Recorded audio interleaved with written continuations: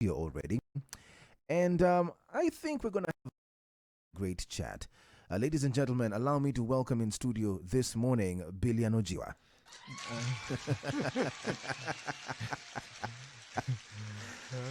Umesikia napiga makofi? Nasiwaoni. Wanajificha juu ni World Social Justice Day. Thank you for having me, bro. Karibu sana. How are you doing this morning? Great. It's good to be here. It's good to, Mondays are always, you look forward to a good week, yeah. So I think it's a good Monday. Yeah. And all of us are optimistic. So, yeah, I'm doing good. I like that. I like that. You know, when we hear the word social justice, there's some pictures that get into people's heads, etc. And we're going to be jumping into that a bit. What is it? What is it not? But introduce yourselves to our audience this morning. Who is Billian? And why is Billian and social justice associated? You know, what's the connection between you and social justice? So my name is Billian Ojiwa. I'm a community mobilizer in Mathare.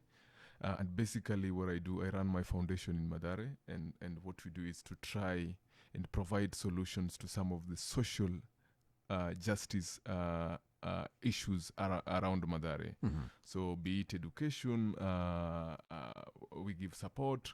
So we just trying to be the link between the gap that is there in Mathare in terms of the social justice. So I've been doing this for the last 10 years, and we just picked on trying to see that some of the inequalities in Mathare are dealt with. So generally, that is what I do. That's brilliant. Happy 10th year anniversary.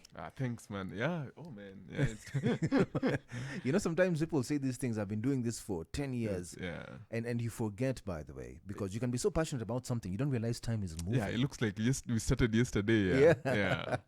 So when people talk about social justice, what does social justice really mean?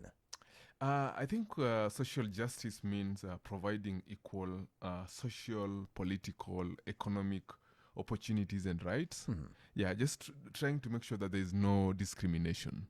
So I think when you talk in this country, when you talk about social justice, we put faces to the word social justice. So you'll see Boniface Mwangi, you'll see Maina Kiai, you see different people. So, but there's also very strategic social justice centers across the country that are dealing with issues.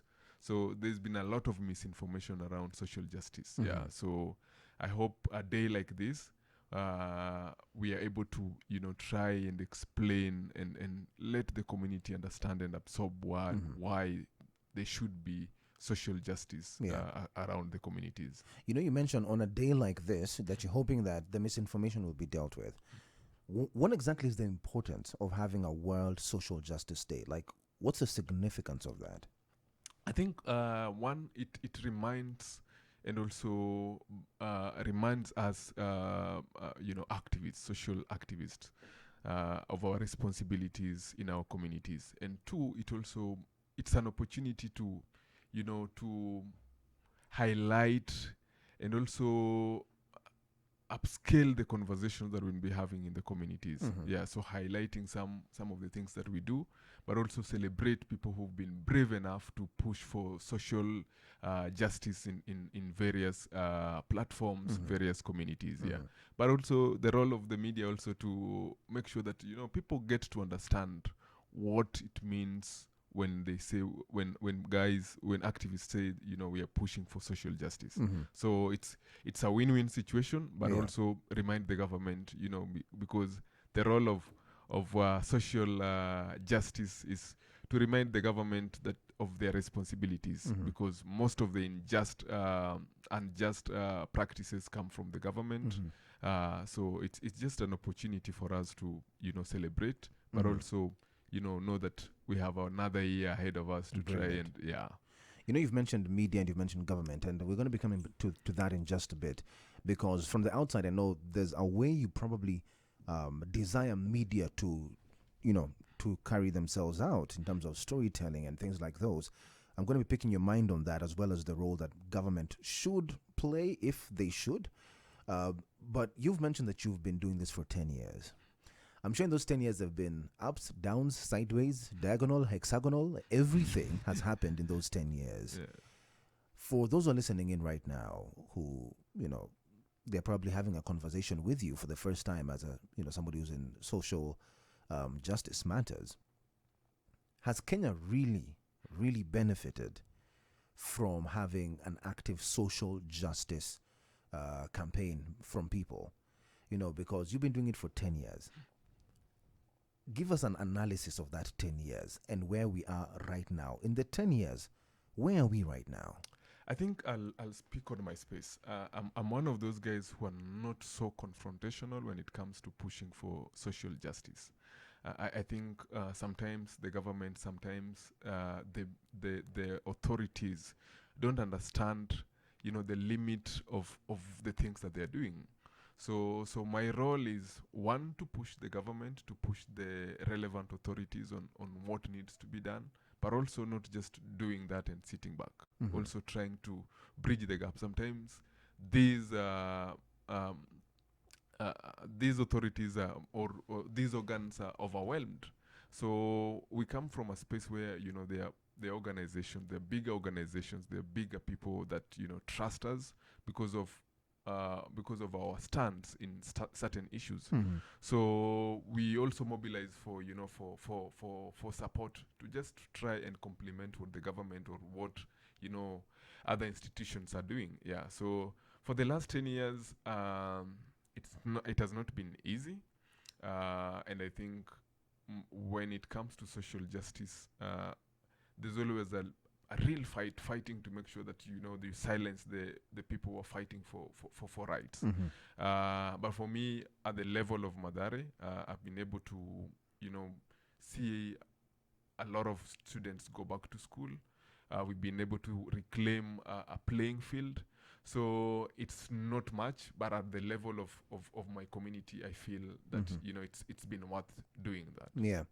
I like that you're mentioning community. We're going to be taking a short break, but before that, people hear, again, social justice. They think, your news, it's nationwide, but you've mentioned community. What is the importance of playing a role in your own community, even for the person who's listening in right now, and they're like, I always thought social justice is, you are talking about the government of Kenya is not doing this, but they're listening and they're like, wait, so I can be in my own community and actually advocate for social justice?